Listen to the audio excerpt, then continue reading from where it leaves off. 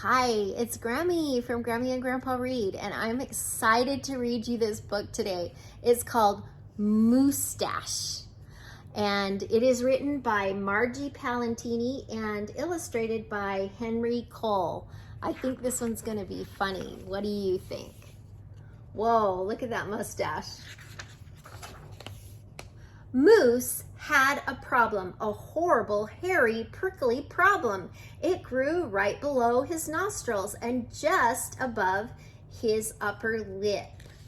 A moosestache.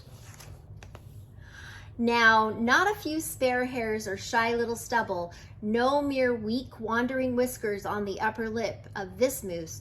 No siree. Moose had a big, bushy, bristly, mighty moosestache, but a moosestache that was burly, surly, mangy mess, and it itched a lot. Sure, he plucked, he tweezed, he even clipped, snipped, teased, but his combs were still cowards and his brushes rebelled, his scissors simply surrendered. Moose was in a frizzy tizzy. The moosestache was completely crimping his style. He was a great hoofer, but he could barely bop and hip hop with his moosestache going flip flop.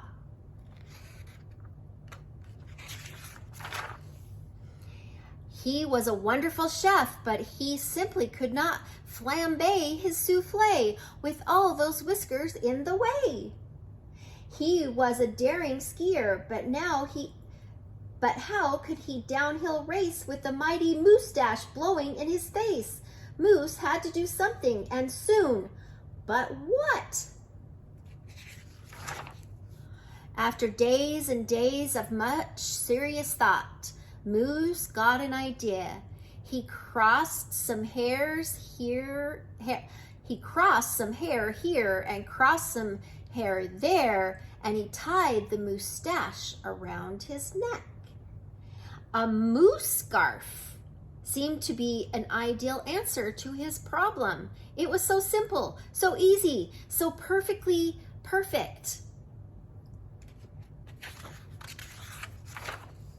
But then the moosestache got knotted and mangled and horribly tangled, and those hundreds of hairs still prickled and tickled.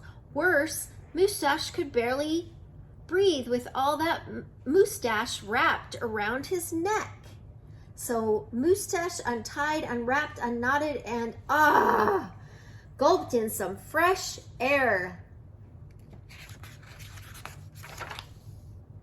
He got another idea. He parted some hair this way and parted some hair that way, and he heaped all the moosestache on top of his head. It was a moustachioed antler. Oh, seemed to be an ideal answer to his problem. It was so simple, so easy, so perfectly perfect, until a squadron of squirrels and one very nosy gopher moved right into the Moose Motel, then huddled and hoarded and furrowed in and burrowed out. Needless to say, it became quite crowded up in that moose's head, and heavy and messy. And very, very noisy. The squirrely chitting and chatting and squeals and squawks woke Moose every morning before the crack of dawn, and the gopher was giving the moose one hairy headache. Moose needed his sleep. He needed his rest. He needed his privacy. Moustachio antlers, nuts, said Moose. So he unparted, unpiled, untwisted, and untwined and said adios to the hairy horns. But now, what? The miserable moose took hold of a hunk of hair and rustled it, then roped it, then tethered and tied it. Tamed. A moose tail. Now, that was so simple that it was easy. That was not so perfectly perfect. Talk about dizzy do. Moose didn't know if he was coming or going, backward or forward, this way or that. He didn't know which end was which. Moose had a bell on the tail. The tail's blocking his vision.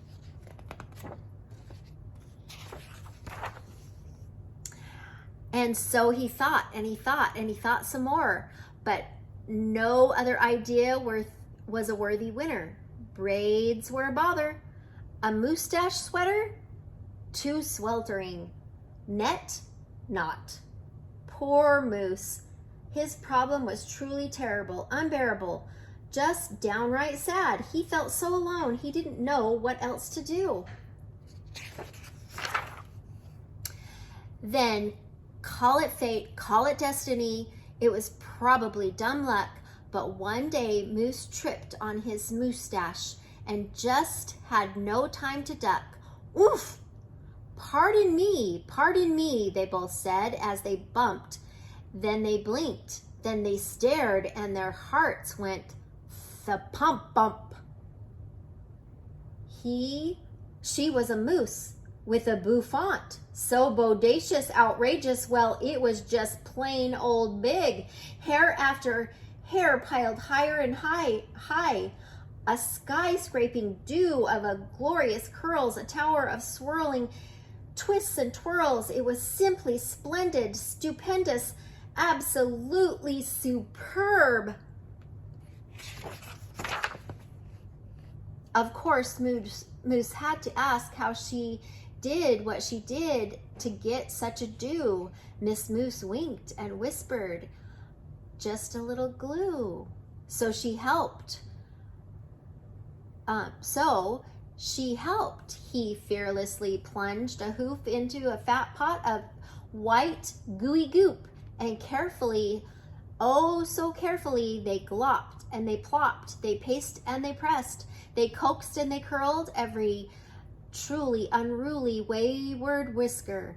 Around and around they tweaked and twirled those horrible hairs until Moose's once mangy mess was now a wondrous winding wave of marvelous moosestache.